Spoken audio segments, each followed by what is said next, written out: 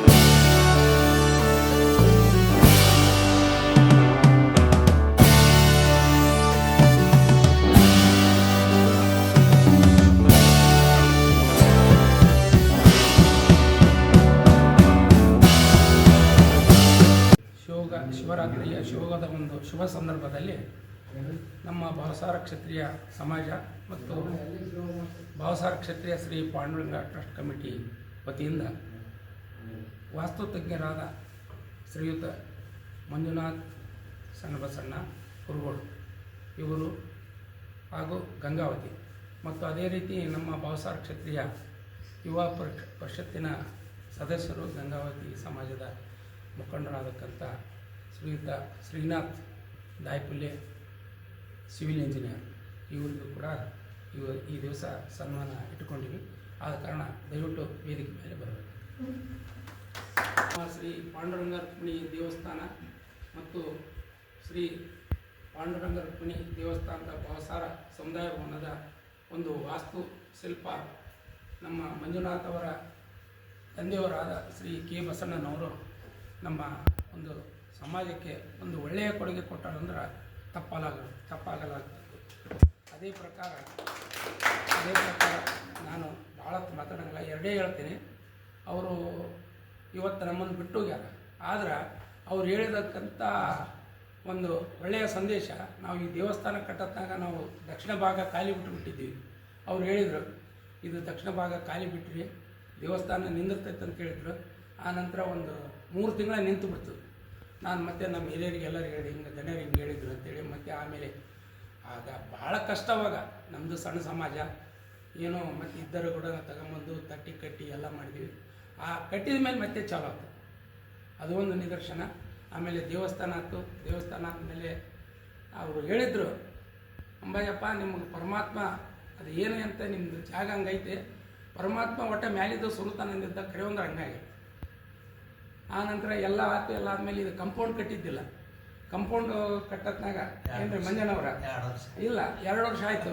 ಅವಾಗ ಅವ್ರು ಏನಂದ್ರು, ಇದು ಮತ್ತೆ ಕಂಪೌಂಡ್ ಕಟ್ಟ್ರಿ, ಇಲ್ಲಕ್ರ ಅಧಿಕಾರ ನಾವು ಮಾಡ್ತೀನಿ ನೀವು ಮಾಡ್ತಂದ್ರು ಹಂಗಾಯಿತು. ಅದೇ ಆಯಿತು. ಅವಾಗ ಒಂದು ಸ್ವಲ್ಪ ನಾವು ಮನಸ್ಸಿಗೆ ಒಂದು ಸ್ವಲ್ಪ ಇದಾಗಿ ಬಿಟ್ಟಿದ್ದೀವಿ. ಮತ್ತು ನಮ್ಮ ಘೋಷಿತ ಪಜ್ಜರ್ ಪ್ರವಚನಕ್ಕೆ ಹೋದಾಗ ಅವರು ಒಂದು ಪ್ರವಚನ ಕೇಳಿ ಮತ್ತೆ ನಾವು ಅದನ್ನು ಮುಗಿಸಿದ್ವಿ. ನಾವು ಕೈ ಮೇಲೆ ಮುಗಿದ್ದು. ಆದ ಕಾರಣ ಇವತ್ತು ಯಾರು ಸೇವೆ ಮಾಡಿರ್ತಾರೆ ಅವರಿಗೆ ನಾವು ನೆನಪು ಮಾಡ್ಕೊಳ್ಬೇಕು. ಮಾಡಿದ್ರೆ ಅವ್ರ ಆತ್ಮಕ್ಕೆ ಶಾಂತಿ ಆಗುತ್ತೆ. ನಾವು ಅವ್ರು ಮಾಡಿದ ಕೆಲಸನೂ ಇದಾಗುತ್ತೆ. ಆಮೇಲೆ ಮತ್ತೆ ನಮ್ಮ ಮಂಜಣ್ಣವ್ರ ಕಡಲಿದ್ದ ಮತ್ತೆ ಕೆಲವೊಂದು ನಾವು ಕೆಲಸ ತಗೊಂಡು ಅವರು ಬಂದರು. ಅವರು ನಾವು ಯಾವಾಗ ಕರೆದ್ರೂ ಬಂದು ಯಾವುದೇ ಫಲಾಪೇಕ್ಷೆ ಇಲ್ಲದೇ ನಾವು ಏನು ಕೊಟ್ಟಿವಿ ಅದಕ್ಕೆ ಇದು ಮಾಡ್ಯಾರ. ಅವ್ರ ಯಜಮಾನರು ಒಂದೇನು ಆಸೆ ಇಟ್ಟಿದ್ರು ಅಂದ್ರೆ, ಅಂಬಾಯಪ್ಪ ನೀವು ಏನಾಗಿ ಕೊಡ್ರಿ, ನಮ್ಮ ಸಮಾಜದಾಗ ಕೊಡ್ರಿ ಅಂದಿದ್ರು ನೀಲಕಂಠೇಶ್ವರ ದೇವಸ್ಥಾನದ. ಆ ಪ್ರಕಾರ ಹೋದ್ವಿ. ಅಲ್ಲಿ ಅವಾಗ ಅವ್ರಿಗೆ ಗೊತ್ತಾಯ್ತು. ಗಂಗಾವತಿ ಕೂಡ ಭಾಳ ಜನರಿಗೆ ಗೊತ್ತಿದ್ದಿಲ್ಲ ಕೆ ಬಸಣ್ಣವ್ರು ಅಂತೇಳಿ. ಅವರು ಅಲ್ಲೇ ಕುರುಮಿಶೆಟ್ಟಿ ಸಮಾಜದವ್ರು ಭಾಳ ಸಂತೋಷಪಟ್ಟರು. ಹೀಗಾಗಿ ಅದೇ ಪ್ರಕಾರ ನಮ್ಮ ಮಂಜಣ್ಣವರು ಯಾವುದೇ ನನ್ನ ವೈಯಕ್ತಿಕ ಹೇಳ್ತೀನಿ, ಯಾವುದೇ ಅಪೇಕ್ಷೆ ಇಲ್ಲದೆ ದೇವಸ್ಥಾನಗಳಿಗೆ ಅಪ್ಪರು ಹೆಂಗೆ ಸೇವೆ ಮಾಡ್ಯಾರ ಅದೇ ಪ್ರಕಾರ ಮಾಡ್ಕೊಂಡು ಬರ್ಬೇಕಂತ. ಆನಂತರ ಅದೇ ರೀತಿ ನಮ್ಮ ಸಮಾಜದ ಯುವ ನಾಯಕರಾದ ನಮ್ಮ ಶ್ರೀನಾಥ್ ದಾಯಪುಲ್ಲೆ ಅವರು, ಯಾಕಂದ್ರೆ ನಾವು ಅವಾಗ ಒಂದು 5 ಲಕ್ಷ ರೂಪಾಯಿ ಒಂದು ಪೇಪರ್ನಾಗ ಕನ್ನಡಪ್ರಭ ಪೇಪರ್ನಾಗ ನೋಡಿ ನಾನು ಹಾಕಿದೆ. ನಮ್ಮ ಹನುಮೇಶ್ ನಾಯಕನವರು ಹೆಣ್ಮಕ್ಳು ಜಿಲ್ಲಾ ಪಂಚಾಯತಿ ಅಧ್ಯಕ್ಷರಿದ್ದರು. ಅವಾಗ ಅದು ಪಾಸ್ ಆಗಿಬಿಡ್ತು. ನಾವು ಹೋಗಿ ಕೇಳಿದ್ವಿ.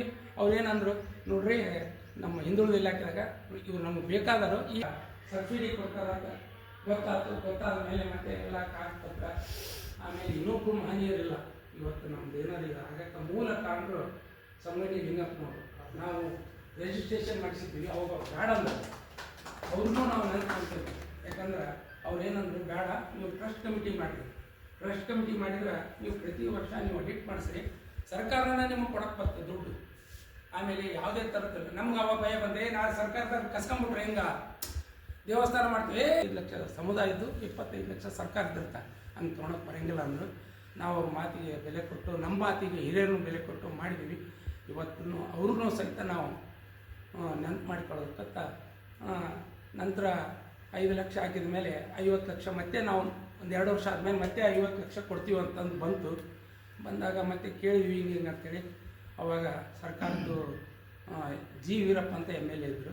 ಅವಾಗ ನಮ್ಮ ಅಣ್ಣವರು ಅವ್ರಿಗೆ ಒಂದು ಸ್ವಲ್ಪ ಸಮೀಪಿದ್ರು. ಅವ್ರಿಗೆ ಹೇಳಿದೆ ನಾನು, ಅಣ್ಣ ನೀನು ಕೈ ಮೇಲೆ ಇದು ಒಂದು ನಮ್ಗೆ ಎಸ್ಟಿಮೇಟ್ ಮಾಡಿಸ್ಕೊಡಪ್ಪ, AW ಕಡೆ ಸೈನ್ ಮಾಡಿಸ್ಕೊಡು ಅಂದಾಗ ಆಯ್ತಲೇ ಮಾಡಿಸಂದಾಗ ಅವಾಗ ನಾನು ಇವ್ರ ಹತ್ರ ಹೇಳಿ, ಇಲ್ಲ ಫಸ್ಟಿಗೆ 60 ಲಕ್ಷ ರೂಪಾಯಿಗೆ ಮಾಡಿಸಿದ್ದೀವಿ, 60 ಲಕ್ಷ ರೂಪಾಯಿಗೆ ಮಾಡಿಸ್ಕೊಟ್ರು ನಮ್ಮ ಅಣ್ಣರು ರಾಮಚಂದ್ರಪ್ಪ ಬಂಗಾನ ಅಂತೇಳಿ.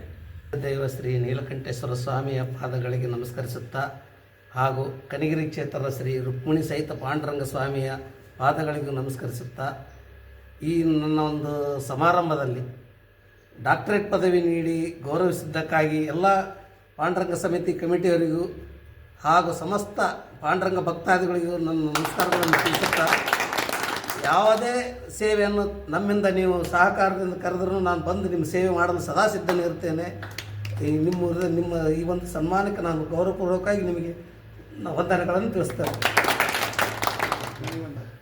ಸಮಾಜ ಭಾವಸಾರ ಕ್ಷತ್ರಿಯ ಸಮಾಜ ಬಾಂಧವರಿಗೆ ನಮಸ್ಕಾರಗಳು.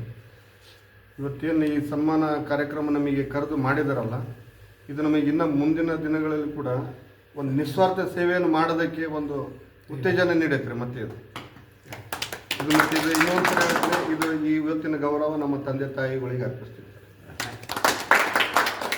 ಸಲ್ಲಿಸಿದ್ರಲ್ಲ, ಇದು ನನಗೆ ಆ್ಯಕ್ಚುಲಿ ಭಾಗ್ಯ ಅನ್ಕೋಬೇಕು ನಾನು. ಇದ್ರದ್ದು ಈ ಗೌರವ ಇವತ್ತು ನಮ್ಮ ತಂದೆ ತಾಯಿಗೆ ಸಲ್ಲದ್ರಿ. ಯಾಕಂದರೆ ಅವ್ರ ಸಂಸ್ಕಾರ ನನಗೆ ತಂದುಕೊಟ್ಟಿರೋದು, ಅವ್ರದ್ದು ಸಂಸ್ಕಾರ ನನಗೆ ಕೊಟ್ಟಿದ್ರಿಂದ ನಾನು ನಿಸ್ವಾರ್ಥ ಸೇವೆ ಮಾಡಿದೆ.